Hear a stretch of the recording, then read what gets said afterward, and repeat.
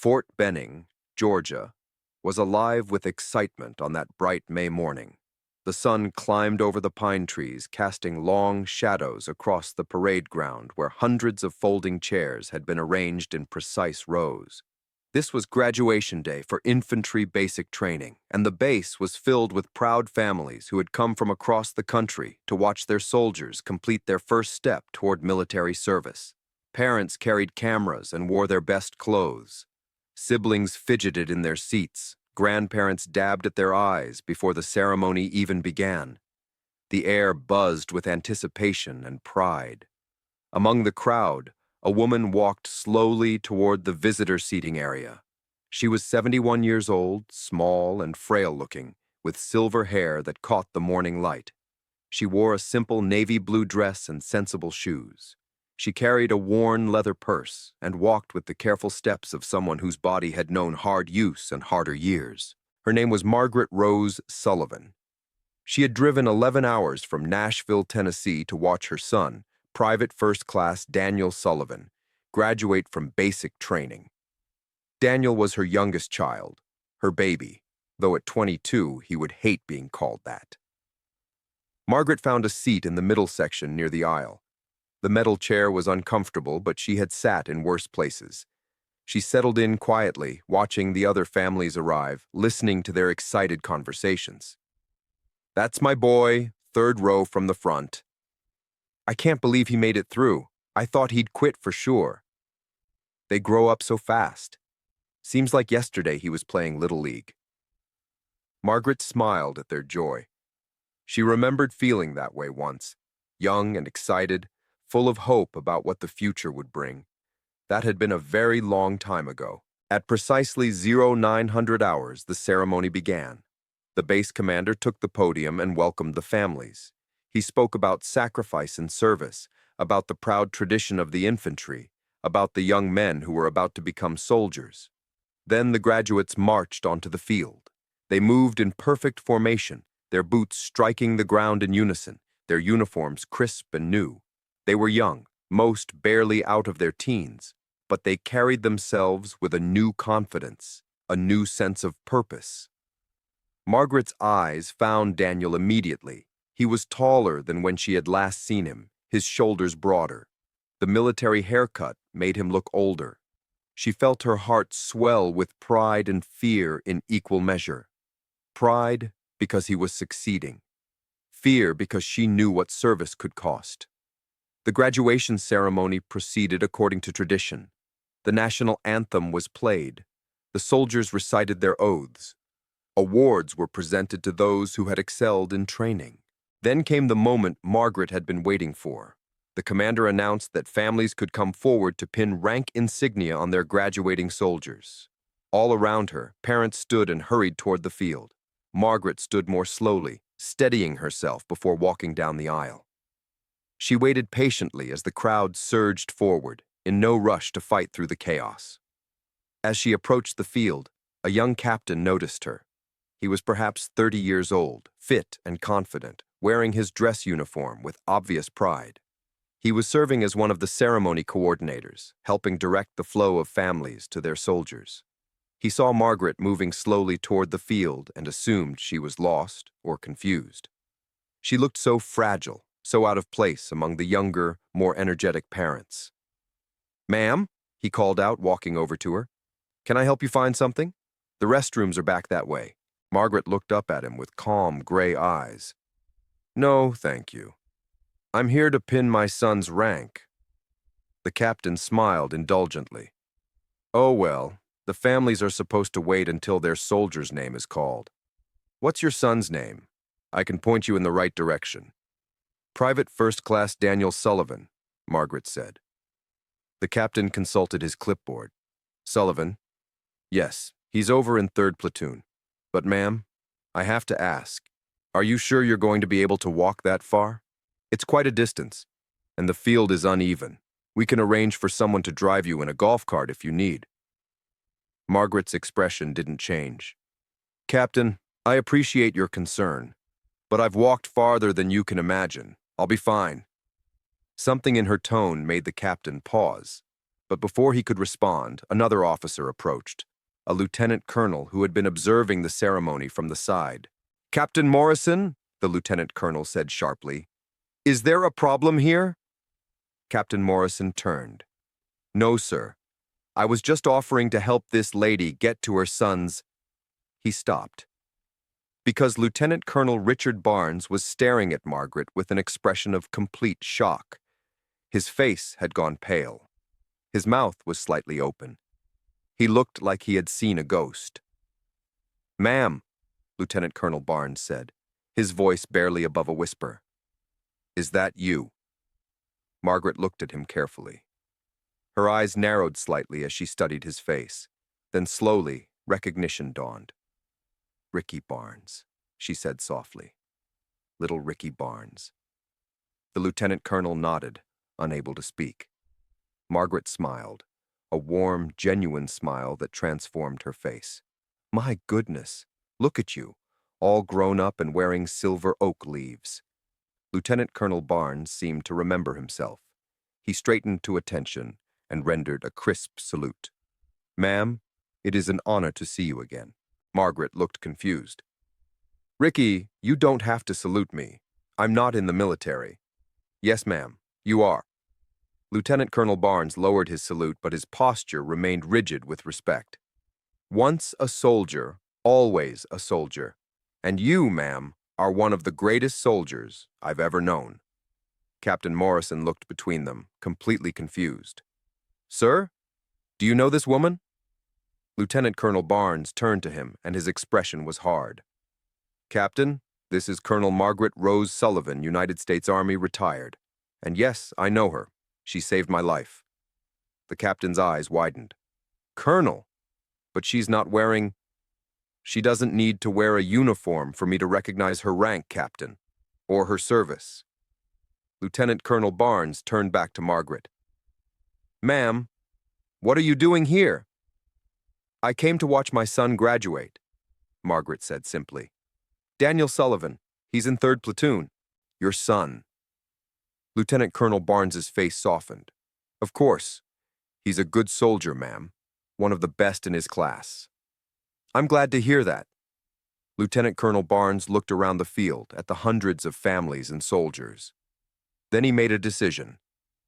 "Captain Morrison, I want you to escort Colonel Sullivan to the VIP seating area, front row center." Captain Morrison blinked. "Sir, the VIP section is reserved for—" "I know what it's reserved for, Captain, and I'm telling you that Colonel Sullivan qualifies, more than qualifies." The lieutenant colonel's voice hardened. "Is that clear?" "Yes, sir." Margaret shook her head. "Ricky, that's not necessary. I'm fine sitting where I was." "Ma'am, with respect, it is necessary. You shouldn't be sitting in the back. You should be sitting where everyone can see you, where everyone can honor you." He paused. "Besides, there's someone you need to meet, someone who should know you're here." Before Margaret could protest further, Lieutenant Colonel Barnes pulled out his radio. "This is Barnes. I need you to notify the base commander that we have a VIP visitor, Colonel Margaret Sullivan. Yes, that Colonel Sullivan. She's here for her son's graduation." There was a pause. Then the radio crackled with an urgent response. "Sir, did you say Margaret Sullivan? As in the Margaret Sullivan?" "Affirmative." "Sir, the general is going to want to know about this immediately." "Then inform him, but do it after the ceremony. Right now, Colonel Sullivan wants to watch her son graduate, and we're going to make sure that happens with the respect and dignity she deserves." Captain Morrison escorted Margaret to the VIP section, his mind reeling. He had no idea who this woman was or what she had done. But the way Lieutenant Colonel Barnes had reacted, the way he had saluted her, the way his voice had shaken, told him it was something extraordinary. As Margaret settled into her new seat, she noticed people staring at her. Whispers rippled through the crowd. Soldiers who were standing at the edge of the field were pointing in her direction. She sighed softly. This was exactly what she had wanted to avoid. She didn't want attention. She didn't want recognition. She just wanted to watch her son receive his rank and go home. But it was too late for that now, because at the back of the parade field, a black sedan had pulled up. The door opened, and a man stepped out. He was in his early 60s, with gray hair and a chest full of ribbons and medals. On his shoulders sat 2 silver stars. Major General Thomas Crawford, the commanding general of Fort Benning. He strode across the field with purpose, his aides struggling to keep up. He walked directly toward the VIP section, his eyes fixed on the small woman in the navy blue dress. When he reached her, he stopped and came to attention. Then, in front of hundreds of soldiers and families, Major General Thomas Crawford saluted Margaret Rose Sullivan. "Colonel," he said, his voice carrying across the suddenly silent field. "Welcome to Fort Benning. It is an honor to have you here." Margaret stood slowly and returned the salute. "General Crawford, this really isn't necessary." "Yes, ma'am, it is." The general lowered his salute. "May I sit with you?" "Of course." As the general sat down beside her, every eye on the parade field was on them. Families whispered to each other. Soldiers strained to see what was happening. The ceremony coordinator looked panicked, uncertain whether to continue or wait. General Crawford noticed the confusion. He stood again and walked to the podium, taking the microphone. "Ladies and gentlemen, please forgive the interruption. I want to take a moment to acknowledge a very special visitor we have with us today. Many of you won't recognize her name. Some of you won't understand why I'm making such a fuss. But I promise you, by the end of this ceremony, you'll understand." He gestured toward Margaret. "This is Colonel Margaret Rose Sullivan. She served in the United States Army for 34 years. She enlisted in 1970, served 3 tours in Vietnam, 2 tours in the Gulf War, and 1 tour in Afghanistan. She was awarded the Distinguished Service Cross, 3 Silver Stars, 5 Bronze Stars, and 4 Purple Hearts." Murmurs rippled through the crowd. "But more importantly," General Crawford continued, "Colonel Sullivan is responsible for training more than 15,000 combat medics over the course of her career. Those medics went on to save countless lives in every conflict from Vietnam to the present day." He paused, his voice growing thick with emotion. "I was one of those medics. In 1992, I was a young specialist serving in Somalia. I was wounded during the Battle of Mogadishu, and the medic who saved my life, who stopped my bleeding and kept me alive long enough to reach a hospital, was trained by Colonel Sullivan." The general looked at Margaret with undisguised reverence. "So, when I say it's an honor to have her here, I mean it literally. I am alive today because of her training, her dedication, and her refusal to accept anything less than excellence from the medics she taught." He returned to his seat beside Margaret as the crowd erupted in applause. Margaret sat there, tears streaming down her face, wishing she could disappear. This was too much attention, too much recognition. She had come to watch her son graduate, not to be honored. But as she looked across the field, she saw Daniel standing in formation with his platoon, and she saw the expression on his face, the shock, the pride, the wonder. He had never known. She had never told him the full extent of her service. She had mentioned that she had been in the army, that she had been a medic, but she had downplayed it. She didn't want her past to overshadow his future. Now he knew, and from the look on his face, everything had Changle Town called Cedar Rapids, Iowa. Her father was a doctor, one of only 2 in the entire county. Her mother was a nurse. The Sullivan family lived above her father's medical practice, and from the time Margaret could walk, she was surrounded by medicine. She would sit in her father's office and watch him treat patients. Farmers with broken bones, children with fevers, mothers in labor. Her father handled everything with calm competence, and young Margaret was fascinated. "Can I help?" she would ask. "Not yet, Maggie," her father would say, "but someday, when you're older." Margaret couldn't wait for someday. At age 8, she was already reading her father's medical textbooks. At age 10, she was helping her mother change bandages and take temperatures. At age 12, she could recite every bone in the human body and describe the function of every major organ. Her father encouraged her curiosity. "You're going to be a fine doctor someday, Maggie. Maybe even better than your old man." But when Margaret was 15, everything changed. Her father suffered a heart attack while treating a patient. He died instantly, collapsing in the same office where he had spent 30 years healing others. The loss devastated Margaret. Her father had been her hero, her teacher, her inspiration. Without him, she felt lost. Her mother tried to keep the medical practice going, but it was too much for one person. Eventually, she had to close it and take a job at the hospital in Des Moines. Margaret finished high school in a fog of grief. She had planned to go to medical school, to follow in her father's footsteps, but the family couldn't afford it now. Medical school was expensive, and her mother was barely making ends meet. On the day she graduated high school in 1970, Margaret saw an Army recruiting poster. It showed a medic treating a wounded soldier, and the caption read, "They need you. Answer the call." Margaret stared at that poster for a long time. Then she walked into the recruiting office and enlisted. Her mother was horrified. The Vietnam War was raging. Young men were dying by the thousands. Women were serving, but mostly in support roles far from combat. "Maggie, please don't do this," her mother begged. "Your father wouldn't want you risking your life."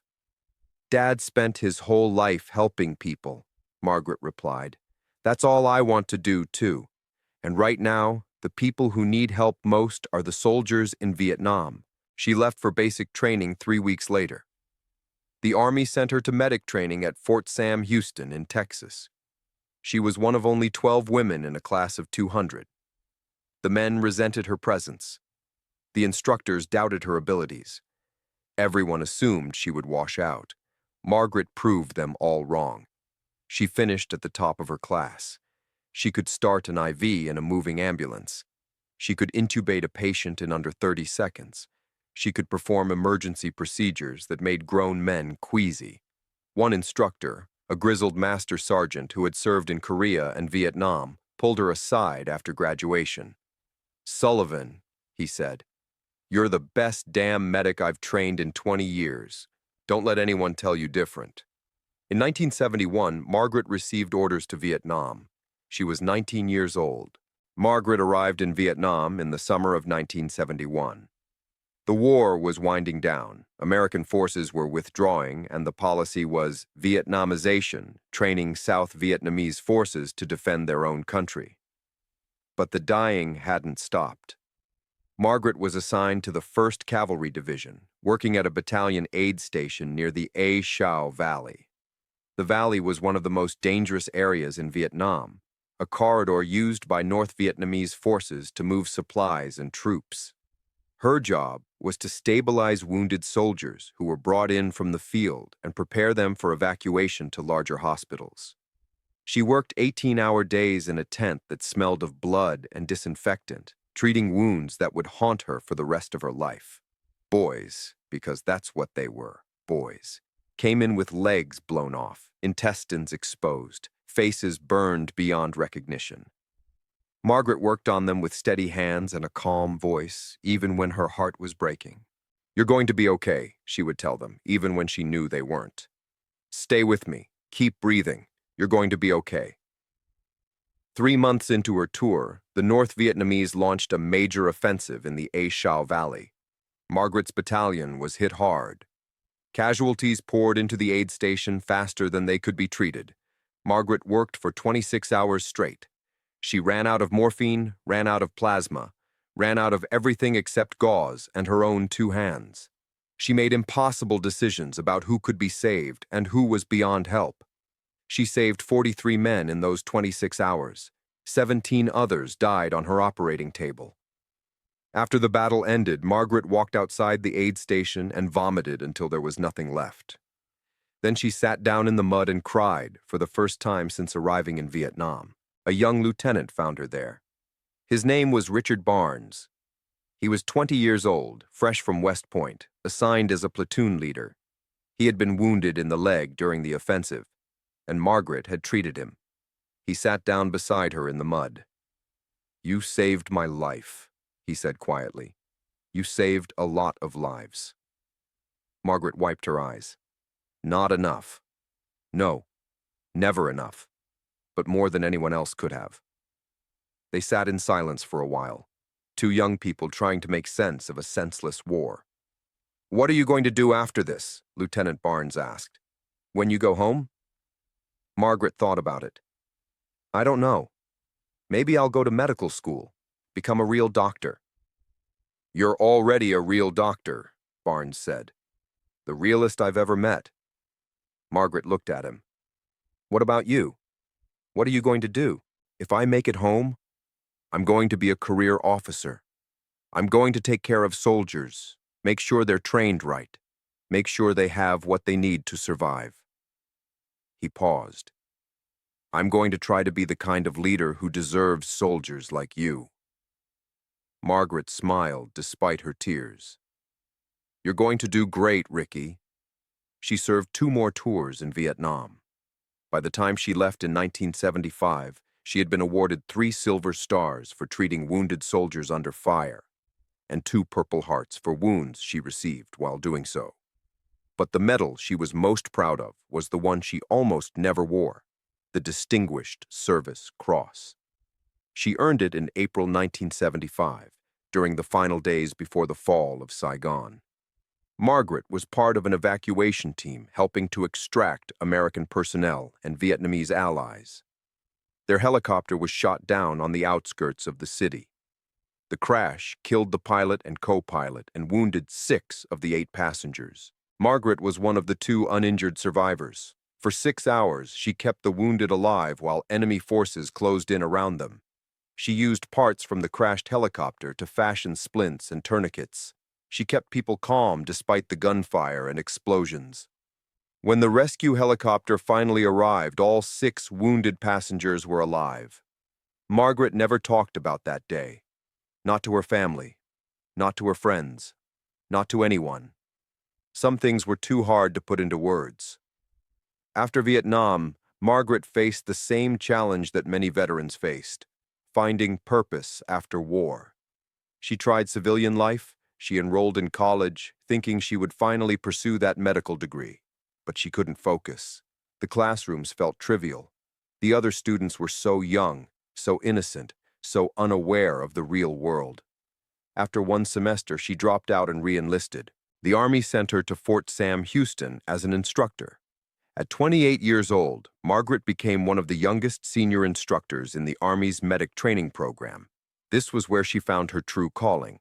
Over the next 26 years, Margaret trained 15,000 combat medics. She was relentless in her standards, uncompromising in her demands. Her students feared her. They also loved her. Sullivan's standards became legendary. If you could meet Sullivan's standards, you could save lives in any situation. If you couldn't meet them, you washed out of the program. She taught her medics more than just medical procedures. She taught them how to think under pressure, how to prioritize when there were more wounded than you could treat, how to keep working when you were exhausted and terrified and wanted to quit. She taught them that being a medic meant carrying a burden that most people couldn't imagine, the burden of deciding who lived and who died. "You're going to make mistakes," she would tell her students. "You're going to lose patience, you're going to have nightmares, but you're also going to save lives. And on your worst day, when you think you can't do this anymore, you need to remember, you're someone's last hope. You're the difference between a soldier going home or dying in the dirt. That matters. You matter." One of her students was a young specialist named Thomas Crawford. He was smart but arrogant, convinced that he already knew everything he needed to know. Margaret broke him down and built him back up. When Crawford deployed to Somalia in 1992 and was wounded during the Battle of Mogadishu, he survived because of what Margaret had taught him. The medic who treated him had been trained by Margaret. The procedures he used had been drilled into him by Margaret. Crawford never forgot that. He wrote to Margaret from his hospital bed, thanking her for saving his life, even though she had never been to Somalia. She kept that letter in her desk for 30 years. In 2001, at age 49, Margaret was promoted to full colonel and given command of the Army Medical Department Center and School at Fort Sam, Houston. She was one of the highest-ranking medical officers in the Army. Then came September 11th, 2001. Margaret was in her office when the towers fell. She watched the news coverage with the same sick feeling she had felt in Vietnam, the knowledge that young Americans were about to go to war, and many of them would die. 2 months later, American forces invaded Afghanistan. 6 months after that, they invaded Iraq. The casualties started coming home, and Margaret knew that her medics would be the ones trying to keep them alive. She volunteered to deploy to Afghanistan in 2003. She was 51 years old. Her superiors told her she was too old, too senior, too valuable to risk in a combat zone. Margaret reminded them that she had 3 Silver Stars and a Distinguished Service Cross. She knew combat, she knew how to train medics in real conditions, and she was going whether they approved or not. They approved. Margaret